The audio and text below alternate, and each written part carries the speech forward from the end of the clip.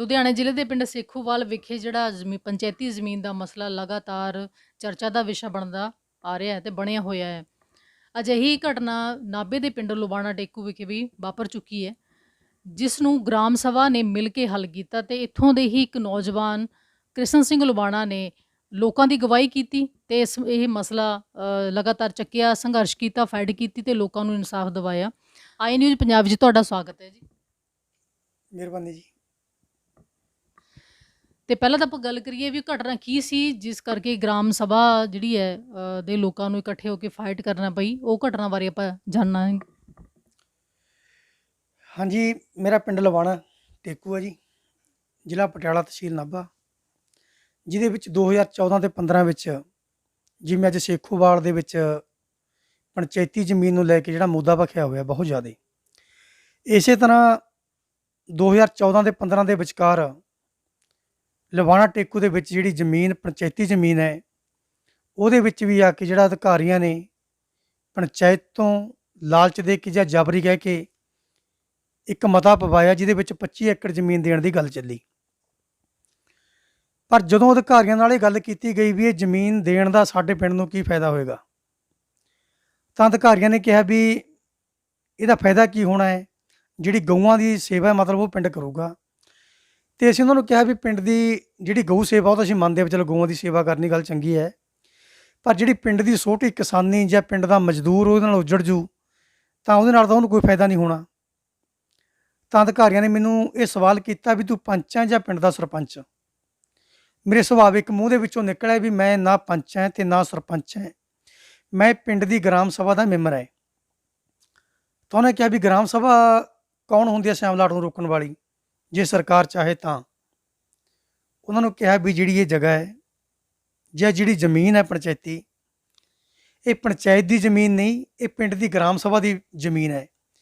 ਹਲਕੇ ਪੰਚਾਇਤ ਨੂੰ ਗ੍ਰਾਮ ਸਭਾ ਬਣਾਉਂਦੀ ਹੈ, ਗ੍ਰਾਮ ਸਭਾ ਪੰਚਾਇਤ ਨੂੰ ਨਹੀਂ ਬਣਾਉਂਦੀ।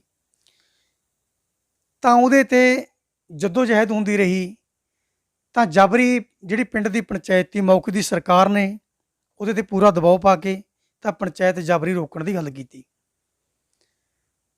ਤਾਂ ਉੱਥੇ ਦੱਸ ਦਈਏ ਵੀ ਅਸੀਂ ਪਿੰਡ ਦੇ ਲੋਕਾਂ ਨੂੰ ਇਕੱਠੇ ਕੀਤਾ, ਇਕੱਠੇ ਕਰਕੇ ਉਹਨਾਂ ਨੂੰ ਦੱਸਿਆ ਵੀ ਠੀਕ ਹੈ ਗੱਲ, ਵੀ ਜਿਹੜਾ ਤੁਸੀਂ ਅੱਜ ਜਿਹੜੀ ਇਹ ਪੰਚਾਇਤੀ ਜ਼ਮੀਨ ਆਪਾਂ ਸਰਕਾਰ ਨੂੰ ਦੇਣ ਜਾ ਰਹੇ ਹਾਂ, ਤਾਂ ਇਹਦੇ ਨਾਲ ਬਹੁਤ ਜ਼ਿਆਦਾ ਵੱਡਾ ਜਿਹੜਾ ਨੁਕਸਾਨ ਹੈ ਆਪਣੇ ਪਿੰਡ ਦੀ ਛੋਟੀ ਕਿਸਾਨੀ ਨੂੰ ਅਤੇ ਮਜ਼ਦੂਰ ਨੂੰ ਬਹੁਤ ਵੱਡਾ ਇਹਦਾ ਨੁਕਸਾਨ ਹੋਣਾ ਹੈ।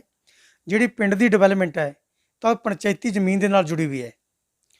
ਤਾਂ ਪਿੰਡ ਦੇ ਜਿਹੜੇ ਕੁਛ ਬੰਦੇ ਤੇ ਜਿਨ੍ਹਾਂ ਨੂੰ ਆਪਾਂ ਕਹਿ ਦਈਏ ਵੀ ਜਾਂ ਪਾਰਟੀਆਂ ਦੇ ਚਪਲਾਸੂ ਲਾ ਲਓ, ਉਹਨਾਂ ਨੂੰ ਇਹ ਲਾ ਲਓ ਵੀ ਪਾਰਟੀਆਂ ਦੀ ਹਰ ਟਾਈਮ ਇਹ ਚਾਹੁੰਦੇ ਨੇ ਵੀ ਪਾਰਟੀਆਂ ਕਾਮਯਾਬ ਹੋਣ, ਪਿੰਡ ਬੇਸ਼ੱਕ ਨਾ ਕਾਮਯਾਬ ਹੋਣ। ਉਹਨਾਂ ਨੇ ਮੇਰੀ ਵਿਰੋਧ ਕਰਨ ਦੀ ਕੋਸ਼ਿਸ਼ ਕੀਤੀ ਬਹੁਤ ਜ਼ਿਆਦਾ। ਮੈਂ ਉਹਨਾਂ ਨੂੰ ਕਿਹਾ ਵੀ ਦੇਖੋ, ਮੈਂ ਤਾਂ ਇੱਕ ਮਜ਼ਦੂਰੀ ਕਰਨ ਵਾਲਾ ਬੰਦਾ, ਮੈਂ ਅੱਜ ਵੀ ਮਜ਼ਦੂਰੀ ਕਰਦਾ ਅਤੇ ਕੱਲ੍ਹ ਵੀ ਮਜ਼ਦੂਰੀ ਕਰ ਰਿਹਾ। ਪਰ ਜੇ ਮੇਰੇ ਨਾਲ ਜਿਹੜਾ 2 ਏਕੜ ਤੱਕ ਪਿੰਡ ਦਾ ਕਿਸਾਨ ਹੈ, ਜਿਹਦੇ ਕੋਲ 2 ਏਕੜ ਜ਼ਮੀਨ ਹੈ, ਉਹ 2 ਏਕੜ ਆਪਣੀ ਠੇਕੇ 'ਤੇ ਲੈ ਕੇ ਪੰਚਾਇਤੀ ਜ਼ਮੀਨ ਅਤੇ 2 ਏਕੜ ਆਪਣੀ, ਉਹ 4 ਏਕੜ ਨਾਲ ਆਪਦਾ ਚੁੱਲ੍ਹਾ ਚਲਾ ਰਿਹਾ ਹੈ, ਉਹਦਾ ਪਰਿਵਾਰ ਪਲ ਰਿਹਾ ਹੈ, ਕਿ ਜਿਹੜੇ 2 ਏਕੜ ਤੱਕ ਦੇ ਕਿਸਾਨ ਨੇ ਉਹ ਕੱਲ੍ਹ ਨੂੰ ਮੇਰੇ ਨਾਲ ਟਿਫਨ ਚੱਕ ਕੇ ਦਿਹਾੜੀ ਜਾਣਗੇ। ਤਾਂ ਪਿੰਡ ਦੇ ਲੋਕਾਂ ਨੂੰ ਇਹ ਗੱਲ ਸਮਝ ਲੱਗ ਗਈ। ਉਹ ਕਹਿੰਦੇ ਵੀ ਆਪਾਂ ਨੂੰ ਗ੍ਰਾਮ ਸਭਾ ਰਜਿਸਟਰ ਕਿੱਥੋਂ ਕਰਾਉਣੀ ਪਊਗੀ, ਗ੍ਰਾਮ ਸਭਾ ਹੈ ਕੀ। ਮੈਂ ਉਹਨਾਂ ਨੂੰ ਦੱਸਿਆ ਵੀ ਗ੍ਰਾਮ ਸਭਾ ਰਜਿਸਟਰ ਨਹੀਂ ਕਰਾਉਣੀ ਪੈਂਦੀ। ਗ੍ਰਾਮ ਸਭਾ ਪਿੰਡ ਦੀ ਉਹ ਬਾਡੀ ਹੈ ਜਿਵੇਂ ਆਪਣੇ ਦੇਸ਼ ਦੀ ਵਿਧਾਨ ਸਭਾ ਜਾਂ ਆਪਣੇ ਪਾਰਲੀਮੈਂਟ ਹੈ। ਪਾਰਲੀਮੈਂਟ ਦੇ ਵਿੱਚ ਜਿਵੇਂ MP ਚੁਣ ਕੇ ਜਾਂਦੇ ਨੇ, ਪ੍ਰਧਾਨ ਮੰਤਰੀ ਉਹਦੀ ਨੁਮਾਇੰਦਗੀ ਕਰਦਾ ਹੈ, ਅਤੇ ਜਿਹੜੇ ਬਾਕੀ ਉਹਦੇ ਮਤਲਬ ਕੈਬਨਿਟ ਦੇ ਵਿੱਚ ਲੈਤੇ ਜਾਂਦੇ ਨੇ ਉਹਦੇ ਜਿਵੇਂ ਮੈਂਬਰ ਨੇ ਆਪਣੇ, ਉਹ ਨਹੀਂ। ਅਤੇ ਆਪਾਂ ਸਾਰੇ ਇੱਕ MLA ਦੀ ਜਾਂ MP ਦੀ ਭੂਮਿਕਾ ਨਿਭਾਉਂਦੇ ਹਾਂ। ਇਸੇ ਤਰ੍ਹਾਂ ਵਿਧਾਨ ਸਭਾ ਦੇ ਵਿੱਚ ਆਪਣੇ ਆਪਣੇ ਹਲਕਿਆਂ ਦੇ ਆਪਾਂ ਜੋ ਉੱਥੇ ਬਜਟ ਪਾਸ ਕਰਾਉਂਦੇ ਹਾਂ ਜਾਂ ਕੀ ਕਰਦੇ ਹਾਂ, ਇਹ ਸਾਰੀਆਂ ਚੀਜ਼ਾਂ ਨੂੰ ਲੈ ਕੇ ਉਹਨਾਂ ਵਿੱਚ ਇੱਕ ਚਰਚਾ ਕੀਤੀ। ਤਾਂ ਲੋਕਾਂ ਨੂੰ ਲੱਗਿਆ ਵੀ ਇਹ ਗੱਲ ਬਿਲਕੁਲ ਵਾਜਬ ਹੈ, ਜਿੱਥੇ ਲਗਾਤਾਰ ਸਰਕਾਰ ਦਾ ਅਤੇ ਪ੍ਰਸ਼ਾਸਨ ਦਾ ਪੰਚਾਇਤ ਉੱਤੇ ਦਬਾਅ ਰਿਹਾ ਹੈ ਵੀ ਤੁਸੀਂ ਲੋਕਾਂ ਦੀ ਨਹੀਂ ਸੁਣਨੀ, ਤੁਸੀਂ ਮਤਾ ਪਾ ਕੇ ਸਾਨੂੰ ਦੇਣਾ ਹੈ। ਤਾਂ ਪਿੰਡ ਦੇ ਲੋਕਾਂ ਦੀ ਗੱਲ ਸਮਝ ਆਉਣ ਤੋਂ ਬਾਅਦ ਜਿਹਦੇ ਸਾਹਮਣੇ 7-8 ਵਾਰੀ ਪਿੰਡ ਦੀ ਗ੍ਰਾਮ ਸਭਾ ਬੁਲਾਈ, ਕਦੇ ਵਿਸ਼ੇਸ਼ ਇਜਲਾਸ, ਕਦੇ ਗ੍ਰਾਮ ਸਭਾ ਦਾ ਇਜਲਾਸ, ਕਦੇ ਆਮ ਇਜਲਾਸ। ਇਹ ਸਾਰੇ ਇਜਲਾਸਾਂ ਦੇ ਵਿੱਚ ਮਤਾ ਪਾਇਆ ਵੀ ਸਾਡੇ ਪਿੰਡ ਕੋਲੇ ਵਹਾਈਯੋਗ ਜ਼ਮੀਨ ਤੋਂ ਬਿਨਾਂ ਅਸੀਂ ਪਿੰਡ ਦੀ ਕਿਸਾਨੀ ਤੇ ਮਜ਼ਦੂਰੀ ਨਹੀਂ ਜਾੜ ਸਕਦੇ, ਸਾਡੇ ਕੋਲੇ ਵਾਧੂ ਜ਼ਮੀਨ ਨਹੀਂ ਹੈਗੀ। ਤਾਂ ਅਸੀਂ ਇਹ ਮਤਾ ਪਾ ਕੇ ਸਰਕਾਰ ਤੱਕ ਉੱਪੜਦਾ ਕੀਤਾ, ਜਿੱਤੇ ਪੰਚਾਇਤ ਮੰਤਰੀ ਨੂੰ ਇਹ ਕਹਿਣਾ ਪੈ ਗਿਆ ਵੀ ਜੇ ਪਿੰਡ ਦੀ ਗ੍ਰਾਮ ਸਭਾ ਚਾਹੁੰਦੀ ਹੈ ਤਾਂ ਅਸੀਂ 1 ਇੰਚ ਵੀ ਉੱਥੋਂ ਖੁੱਡ ਨਹੀਂ ਲੈ ਸਕਦੇ। ਤਾਂ ਇਹ ਗੱਲਾਂ ਸਾਰੀਆਂ ਉਹਦੇ ਵਿੱਚ ਉੱਭਰ ਕੇ ਆਈਆਂ। ਤੇ ਜਦੋਂ ਪੰਚਾਇਤੀ ਜ਼ਮੀਨ ਸਾਡੀ ਜਿਹੜੀ ਜਬਰੀ ਰੋਕਣਾ ਚਾਹੁੰਦੀ ਸਰਕਾਰ ਤੇ ਪ੍ਰਸ਼ਾਸਨ, ਤੇ ਜਦੋਂ ਮਤਾ ਰੱਦ ਹੋ ਗਿਆ ਤੇ ਲੋਕਾਂ ਨੂੰ ਲੱਗਿਆ ਵੀ ਗ੍ਰਾਮ ਸਭਾ ਬਾਕੀ ਬਹੁਤ ਵੱਡੀ ਇੱਕ ਤਾਕਤ ਹੈ। ਪਰ ਬਹੁਤ ਵੱਡੀ ਇੱਕ ਜਿਹੜੀ ਸ਼ਰਮ ਦੀ ਗੱਲ ਕਹਿ ਲਈਏ ਆਪਾਂ, 1994 ਤੋਂ ਲੈ ਕੇ ਜਿਹੜਾ ਪੰਚਾਇਤੀ ਐਕਟ ਬਣਿਆ, ਜਿਹਦੇ ਵਿੱਚ ਪੰਚਾਇਤਾਂ ਨੂੰ 29 ਵਿਭਾਗ ਦੇਣ ਦੀ ਵੀ ਸਰਕਾਰ ਨੇ ਗੱਲ ਆਖੀ ਵੀ ਅਸੀਂ 29 ਵਿਭਾਗ ਪੰਚਾਇਤਾਂ ਨੂੰ ਦੇਣੇ ਨੇ, ਪਰ ਉਹ 29 ਵਿਭਾਗ ਤਾਂ ਪੰਚਾਇਤਾਂ ਨੂੰ ਨਹੀਂ ਮਿਲੇ। ਪਰ ਜਿਹੜੀ ਪਿੰਡ ਦੀ ਗ੍ਰਾਮ ਸਭਾ, ਪਿੰਡ ਦੀ ਤਾਕਤਵਰ ਬਾਡੀ ਹੈ, ਉਹ ਅੱਜ ਵੀ ਕਿਤੇ ਨੂੰ ਕਿਤੇ ਖਮੋਸ ਬੈਠੀ ਹੈ। ਉਹ 'ਤੇ ਵੀ ਕਿਤੇ ਗੱਲ ਨਹੀਂ ਹੋ ਰਹੀ। ਉਹ ਵੀ ਜੇ ਕਿਤੇ ਹੋ ਰਹੀ ਹੈ ਤਾਂ ਕਿਤੇ ਨੂੰ ਕਿਤੇ ਜਾਲੀ ਹੋ ਰਹੀ ਹੈ। ਆਪਦੇ ਚਹੇਤਿਆਂ ਤੋਂ ਗੁੱਠੇ ਲਾ ਕੇ ਤਾਂ ਉਹ ਗ੍ਰਾਮ ਸਭਾ ਇਸ ਤਰ੍ਹਾਂ ਜਾਲੀ ਕੀਤੀ ਜਾਂਦੀ ਹੈ। ਜੇ ਮੈਨੂੰ ਲੱਗਦਾ ਵੀ ਪਿੰਡਾਂ ਦੀਆਂ ਗ੍ਰਾਮ ਸਭਾਵਾਂ ਸਰਗਰਮ ਹੋ ਜਾਣ, ਪਿੰਡ ਦੇ ਲੋਕ ਸਰਗਰਮ ਹੋ ਜਾਣ, ਇਹਨਾਂ 'ਤੇ ਹਰ ਫੈਸਲੇ ਪਿੰਡ ਦੇ ਗ੍ਰਾਮ ਸਭਾ ਵਿੱਚ ਹੋਣ, ਮੈਨੂੰ ਨਹੀਂ ਲੱਗਦਾ ਵੀ ਕਿਸੇ ਕੋਠੀ ਵਿੱਚ ਜਾ ਕੇ ਕਿਸੇ ਦੇ ਲੱਲੇ ਪੱਪੇ ਕਰਨੇ ਪੈਣ ਗ੍ਰਾਂਟ ਲੈਣ ਵਾਸਤੇ। ਤਾਂ ਪਿੰਡਾਂ ਦੇ ਬਜਟ ਗ੍ਰਾਮ ਸਭਾ ਦੇ ਵਿੱਚੋਂ ਪਾਸ ਹੋ ਸਕਦੇ ਨੇ। ਜੇ ਗੱਲ ਕੀਤੀ ਜਾਵੇ ਕਿ ਤੁਸੀਂ ਫਾਈਟ ਕੀਤੀ ਹੈ, ਲੜਾਈ ਕੀਤੀ ਹੈ, ਸੰਘਰਸ਼ ਲੜਿਆ, ਤਾਂ ਪਲਾਟ ਜਿਹੜੇ ਸੀ ਤੁਸੀਂ ਗਰੀਬ ਲੋਕਾਂ ਨੂੰ ਕਿਵੇਂ ਲੈ ਕੇ ਦਿੱਤੇ?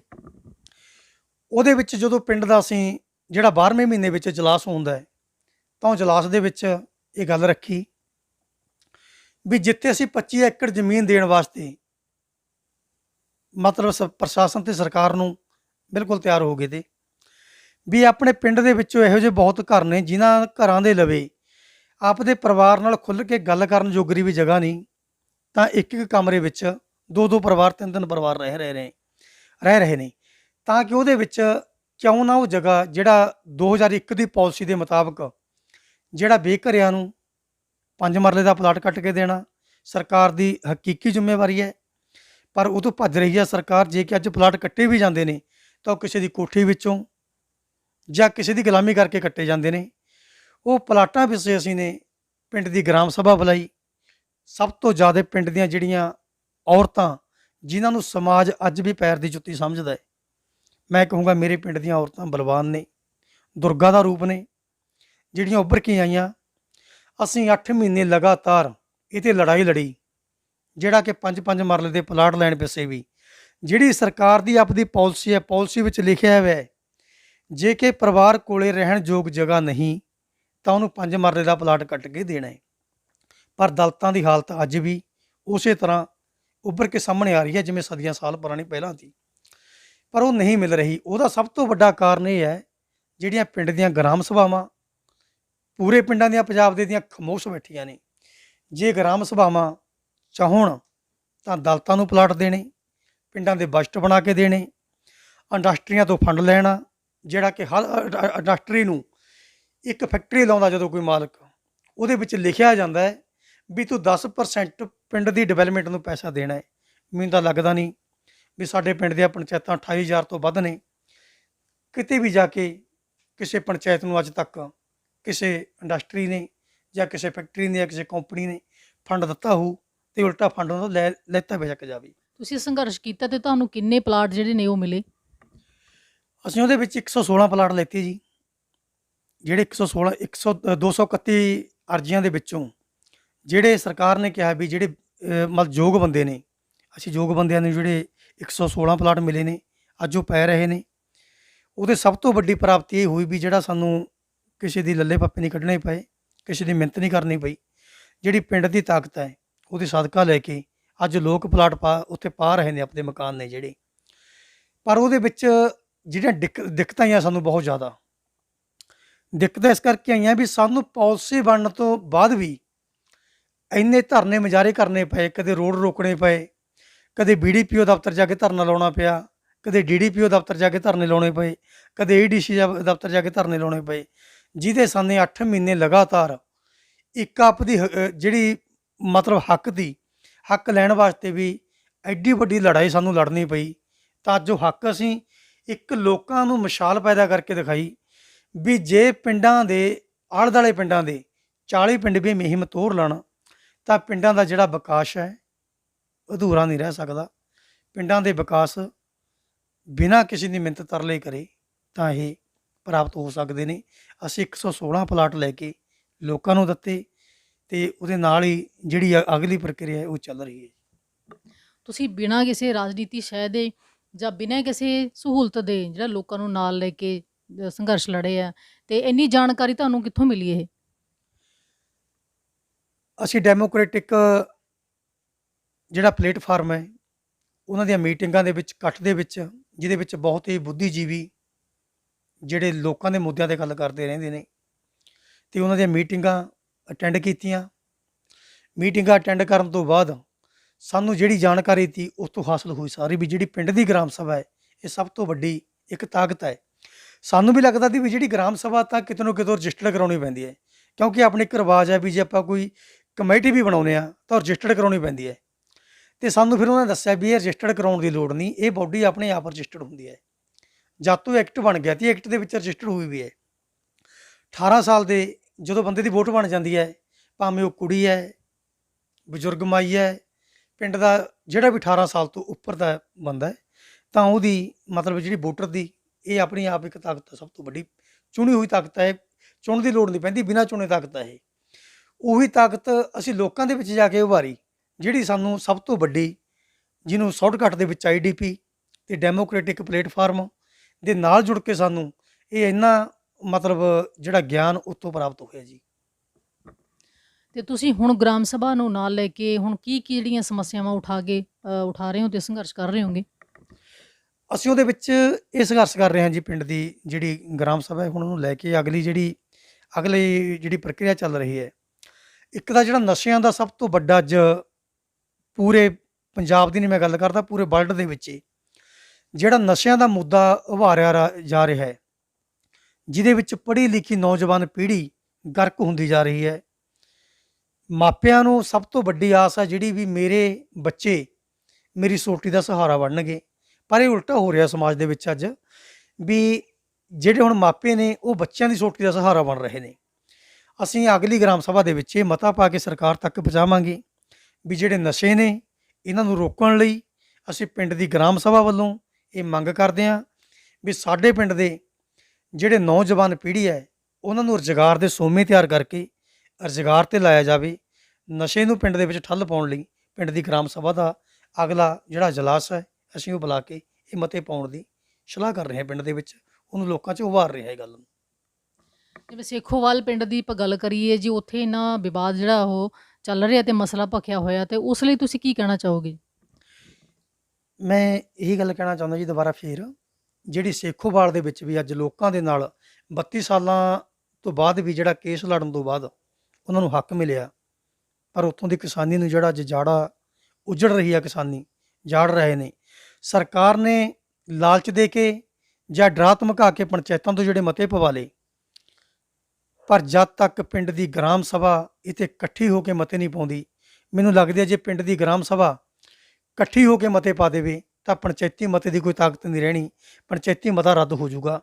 ਕਿਉਂਕਿ ਪੰਚਾਇਤ ਕੋਲੇ ਕੋਈ ਅੱਜ ਤੱਕ ਅਧਿਕਾਰ ਨਹੀਂ ਬਣਿਆ ਵੀ ਉਹ ਪਿੰਡ ਦੀ ਪੰਚਾਇਤ ਜਿਹੜੀ ਪਿੰਡ ਦੀ ਸ਼ਾਮਲਾਟ ਹੈ, ਪੰਚਾਇਤੀ ਜ਼ਮੀਨ ਹੈ, ਉਹ ਕਿਸੇ ਨੂੰ ਦੇ ਦੇਵੇ, ਤਾਂ ਕਿ ਜੇ ਪਿੰਡ ਦੀ ਗ੍ਰਾਮ ਸਭਾ ਨਾਲ ਚਾਹੁੰਦੀ ਹੈ, ਗ੍ਰਾਮ ਸਭਾ ਉਹ 'ਤੇ ਸਾਈਨ ਕਰਕੇ ਦਿੰਦੀ ਹੈ, ਤਾਂ ਉਹ ਪੰਚਾਇਤ ਜ਼ਮੀਨ ਹੈ ਜਿਹੜੀ ਉਹ ਗ੍ਰਹਿਣ ਕੀਤੀ ਜਾ ਸਕਦੀ ਹੈ, ਨਹੀਂ ਉਹ ਗ੍ਰਹਿਣ ਨਹੀਂ ਕੀਤੀ ਜਾ ਸਕਦੀ। ਅਤੇ ਉਹਨਾਂ ਨੂੰ ਵੀ ਮੇਰੀ ਇਹੀ ਸਲਾਹ ਹੈ ਵੀ ਤੁਸੀਂ ਗ੍ਰਾਮ ਸਭਾ ਬੁਲਾਓ ਪਿੰਡ ਦੀ, ਪਿੰਡ ਦੇ ਲੋਕਾਂ ਦੇ ਇਕੱਠ ਕਰੋ, ਜਾਤ ਪਾਤ ਤੋਂ ਉੱਪਰ ਉੱਠ ਕੇ। ਇਹਦੇ ਵਿੱਚ ਸਭ ਦਾ ਇਹੀ ਜਿਹੜਾ ਇੱਕ ਹੱਕ ਹੈ, ਗ੍ਰਾਮ ਸਭਾ ਦਾ ਜੇ ਮਤਾ ਪਾਉਣ ਤਾਂ ਉਹ ਜ਼ਮੀਨ ਵੀ ਬਚ ਸਕਦੀ ਆ, ਪਿੰਡ ਦੀ ਕਿਸਾਨੀ ਵੀ ਬਚ ਸਕਦੀ ਹੈ। ਤਾਂ ਇਹ ਸਾਰੇ ਪਿੰਡਾਂ ਨੂੰ ਜਿੱਥੇ ਜਿੱਥੇ ਵੀ ਮਤਲਬ ਹੋ ਰਿਹਾ ਹੈ, ਇਹ ਲੋਕਾਂ ਨੂੰ ਗ੍ਰਾਮ ਸਭਾ ਬੁਲਾਉਣੀ ਚਾਹੀਦੀ ਹੈ। ਪਾਰਟੀਬਾਜ਼ੀ ਤੋਂ ਉੱਪਰ ਉੱਠ ਕੇ ਪਿੰਡ ਬਚਾਉਣੇ ਨੇ ਤਾਂ ਗ੍ਰਾਮ ਸਭਾ ਜ਼ਰੂਰ ਉਭਾਰਨੀ ਪਊਗੀ, ਗ੍ਰਾਮ ਸਭਾ ਦੀ ਤਾਕਤ ਪਹਿਚਾਨਣੀ ਪਊਗੀ। ਜੇ ਤਾਕਤ ਨਾ ਪਹਿਚਾਣੀ ਤਾਂ ਪਿੰਡਾਂ ਦੀਆਂ ਜਿਹੜੀਆਂ ਪੰਚਾਇਤਾਂ ਦੇ ਜਿਹੜੇ ਜ਼ਮੀਨਾਂ ਜੋ ਮਿਲੀਆਂ ਨੇ ਲੋਕਾਂ ਨੂੰ, ਅਤੇ ਉਹ ਬਿਲਕੁਲ ਉੱਜੜ ਜਾਣਗੀਆਂ, ਪਿੰਡ ਨਹੀਂ ਬਚਣੇ। ਸੋ ਗ੍ਰਾਮ ਸਭਾ ਦੀ ਤਾਕਤ ਬਾਰੇ ਸਾਨੂੰ ਅੱਜ ਦੱਸਿਆ ਹੈਗਾ, ਕ੍ਰਿਸ਼ਨ ਸਿੰਘ ਲੁਬਾਣਾ ਨੇ ਵੀ ਐਡੀ ਵੱਡੀ ਤਾਕਤ ਹੈ ਜੋ ਚਾਹੇ ਤਾਂ ਜਿਹੜਾ ਪੰਚਾਇਤੀ ਜਿਹੜਾ ਮਤਾ ਉਹਨੂੰ ਵੀ ਰੱਦ ਕਰ ਸਕਦੀ ਹੈ, ਤੇ ਕਿਸੇ ਪ੍ਰਸ਼ਾਸਨ ਦੀ, ਸਰਕਾਰ ਦੀ, ਪੰਚਾਇਤ ਦੀ ਕੋਈ ਹਿੰਮਤ ਨਹੀਂ ਹੈ ਕਿ ਉਹ ਗ੍ਰਾਮ ਸਭਾ ਦੇ ਮਤੇ ਨੂੰ ਜਾਂ ਉਹਦੀ ਮਰਜ਼ੀ ਦੇ ਖਿਲਾਫ ਜਾ ਕੇ ਕੋਈ ਕੰਮ ਕਰ ਸਕੇ। ਤਾਂ ਤੁਹਾਡਾ ਜਿਹੜਾ ਇੱਥੇ ਆਉਣ 'ਤੇ ਬਹੁਤ ਬਹੁਤ ਧੰਨਵਾਦ ਜੀ। ਸ਼ੁਕਰੀਆ ਜੀ। ਸੋ ਅਗਲੀ ਵਾਰ ਨਵੇਂ ਚਿਹਰੇ ਨਾਲ ਤੁਹਾਨੂੰ ਮਿਲਾਵਾਂਗੇ। ਉਦੋਂ ਤੱਕ ਦਿਓ ਇਜਾਜ਼ਤ ਜੀ, ਧੰਨਵਾਦ।